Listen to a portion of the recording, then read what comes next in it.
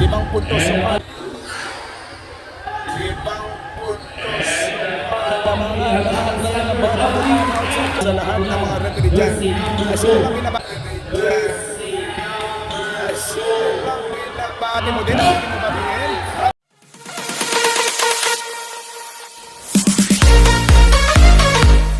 Hindi pumaskin yan. Possession for Team Brooks Point. Terry Louie.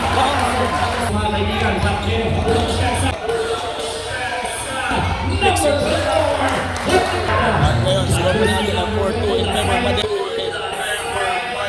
John Paul. Pilipit na tira. Mag-cover ko yan. Nagbibase na tayo sa kanya. Kahit pa paano, pinaka-ingay. Natin pagkukomentary natin or magbibase na lang tayo sa mga official. Score po natin 9-4. 5 puntos sukat. 5 puntos.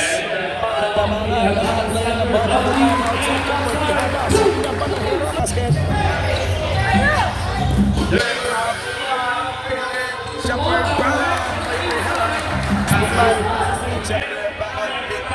Highlights. Masyadong malayo yung hit nitong Banahera for that all-away jumper. Easy shot.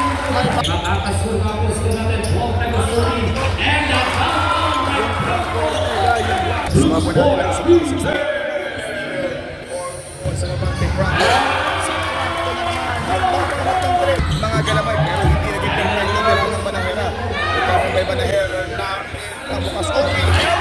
Tapos sa gitna yan ang sundan ng bayan to runner ng Abulan tapos sa bayan ng Brooks Point. Orihela.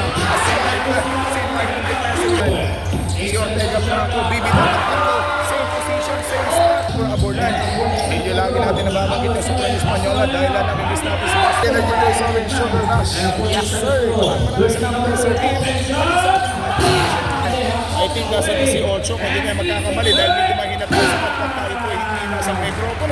Bagis ka nito naglalaban, bitin Abulan at ang bayan. At ang bayan po.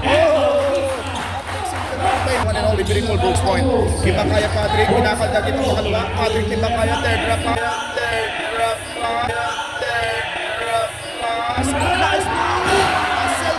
Mula sa 3-point area, pinigay kay Gandawag mula sa bandang Wakari. Sending back for Pitita. Ang tinatawag kong the perimeter.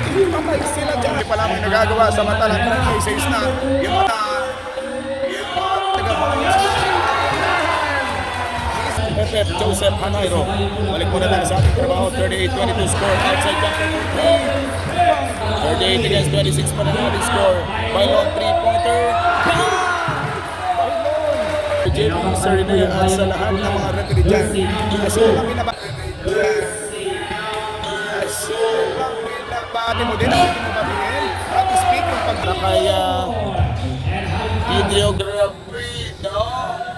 Ito po isa sa mga nakulekta for 2 points. Hindi bumasket. Rubio, another rebound. Put back.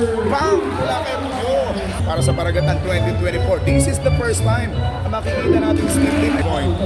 Nasa na para free to by Steve Lim number 11. Good for 2 points.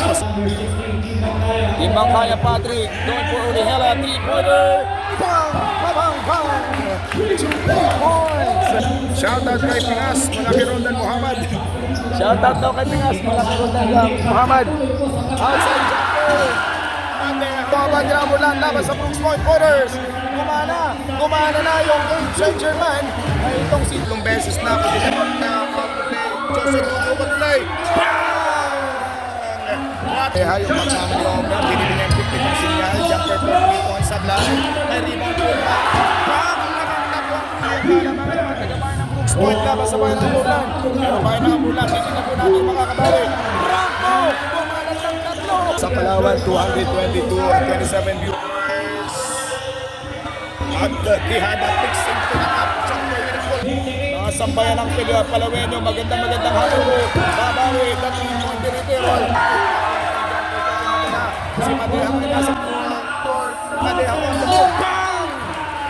Ito against 50 na round score. Pumipilit itong Timbakaya inside. Malabor mga kaibigan. Na-traffic itong Timbakaya. Malabayabas dyan po. Yung mga father ng mga player. Had a pull away jumper. Basket count. Point naman, Benji Bitita. Magandang hapon po sa bench. Sa shot lang mga kaibigan. 5 seconds na lang sa shot lang. Oh!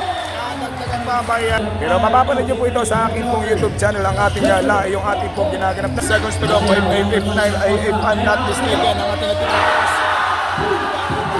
Brooks Point, nagkukumpete with a score all at 69 points. He had the number 15, something to the line for possible two. Yes, 69-70. Classic man dito kay Quijada ba? 69 against 71. Okay, 2 points ang abante. Patrick Limang kayo dyan. Bang! Vienna Urlan. 5 segundo sa ating shot clock for Urlan. 8 seconds. Oh! Quijada, wide open for three para sa panalo. Panalo po kung pumasok ang pirang 3 ni Quijada. Panalo ang Brooks Point pero hindi pumasok. Panalo by only 2 points. 73-71. 1 or 2 points lamang ang naging panalo po ang Poison of Aburlan.